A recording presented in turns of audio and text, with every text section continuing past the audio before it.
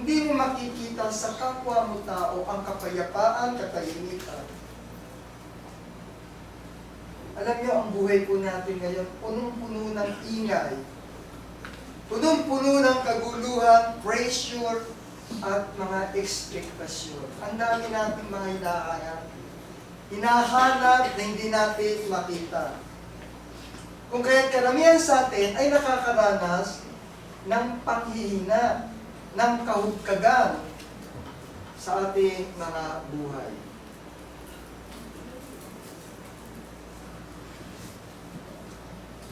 Kaya kayo nagiging empty po ay dahil nalalayo kayo sa ating Panginoon. Nahahati ang inyong atensyon, ang inyong isip, ang inyong panahon, ang inyong objectives, nalalayo po sa Panginoon. Kung kaya tayo ay nahahadlagan ng ating mga sarili. Kung kayo po ay nakakaranas ng emptiness sa inyong mga puso, ito na po yung panahon na ang inyong espiritu ay naghahanap na ng muling paglapit at pagpuno ng inyong mga spiritual needs.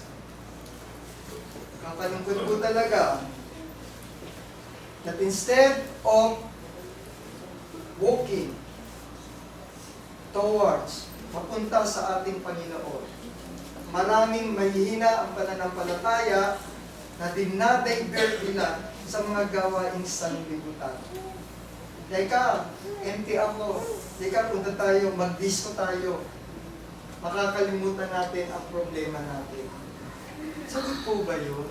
At pagkatapos mong mag-disco, ano susunod? Matulog, babalik. Walang kasagutan yung ating paghahanap. They replace the right sources with the wrong sources. Ang ibig ko po sabihin dito, hahanap ka ng mga kaparaanan, ngunit hindi ito ang tunay na kasagutan. At ano ang kasagutang hinahanap natin?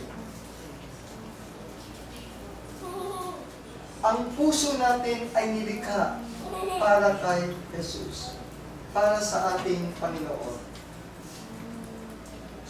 Ang bawat puso natin, ang bawat adhikain natin, ay nilikha para sa ating Panginoon. Kaya't walang magpupuno ng inyong mga kahungkagan, kundi ang ating Panginoong Jesucristo. Ano ba yung sinasabi sa Mateo 6:33? Dadakwa't hanapin muna ninyo ang kanyang kaharian at ang kanyang katwiran at ang lahat ng kanyang mga bagay na ito ay pawang idadagdag sa inyo. Halinaw po sinasabi. Sino ang una nating hahanapin? Ano ang una nating gagawin? Dahil kapag hindi nyo na-address yung emptiness na ito, mas malalim ang mararanasan nyo sa inyong mga magmamalaki ka sa Panginoon. Kung minsan ganun po tayo mga tao, magmamalaki sa Panginoon. Saka na, itimbangin ko muna yung sarili ko. Titignan ko muna kung ano yung magagawa ko. Uy, may mga katwiran po tayong gano'n. Masyado natin pinahalagahan yung kakayahan natin. Sino ba may bigay ng kakayahan na yan? Saan ba nang galing ang talino mo? Hindi yan galing sa iyo. Galing yan sa Panginoon. Tapos i-delay mo ang paglapit sa Panginoon. Alam niyo po, kapag ang isang tao ay nalulumbay, namumroblema, ilapit mo ang sarili mo sa Panginoon, mas matutuwa ang Panginoon sa atin. Bakit? Awit 34:18. Malinaw sinasabi po, ang Panginoon ay malapit sa kanila na may bagbag sa puso at iniligtas ang may mga pagsisisi. Ang linaw po. Malinaw na sinasabi dito. Nakikita ng Diyos kapag tayo ay malungkot. Nakikita niya kapag may problema ka. Nakikita niya kapag pungkag ka. Anong dahilan para hindi mo i-consult sa Kanya?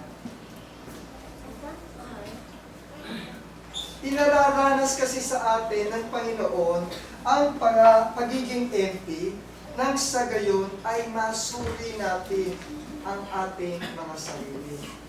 Mapag-aralan natin ang ating mga buhay at ang ating mga kalagayan.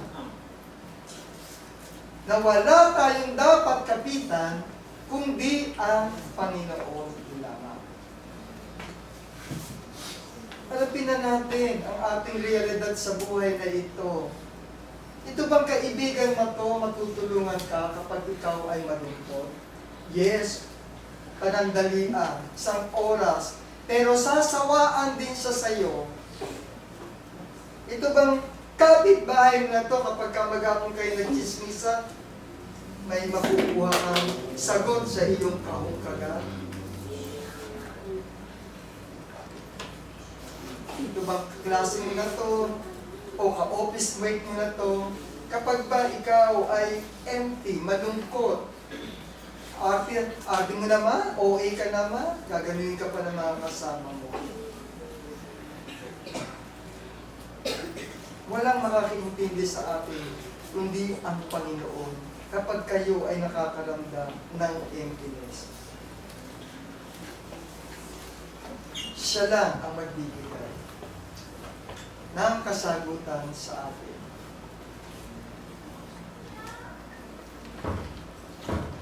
Sad, dalawang beses maaalawan tayo sa mga sasabihin ng kapwa natin sa atin ng mga papuri, pero lagi niyong tatandaan, ang tao, kapag walang malalim na kasiyahan sa puso, hindi nyo basta-basta mapipis. Patuloy at patuloy tayong maghahanap ng kapanatagan sa ating mga buhay. Anong po sinasabi? Lucas 19:10.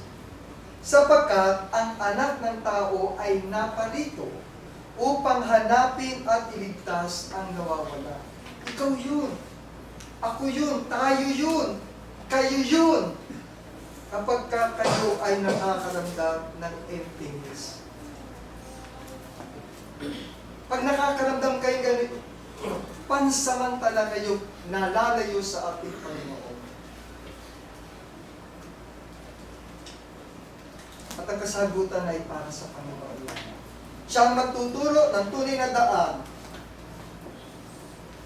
kung saan ka lalakad. Lagi yung tandaan, hindi umaalis ang ating Panginoon sa ating mga buhay. Wala na yata ang Panginoon, hindi ako pinapapansin ng Diyos. Alas yan Pray ako ng pray, wala naman nangyayari sa prayers ko. Hindi niya ginagrant ang ating mga requests. Ang tagal sumagot ng Diyos sa aking prayers. May mga ganang pagkakataon. Hanggang sa lumayo yung loob nyo. Nararamdaman nyo yung loob nyo, nawawala unti-unti palayo. Hindi nyo alam, kayo ang umaalis sa kalagayan ng inyong pananampalataya. Pero ang totoo, hindi umaalis ang Diyos sa atin, lalo't sa panahon na kung saan tayo ay may mga problema. Tayo ang lumalayo sa Diyos. Kaya tayo ang nagiging empty. Kaya may paanyaya ang Panginoon sa ating lahat. Kapag nakakaramdam kayo na kayo ay walang tiwala sa inyong sarili, kulang ang inyong mga ginagawang mga paglilingkod, kulang ang inyong mga achievement, at marami pa kayong mga nasa isip ng pagkalito,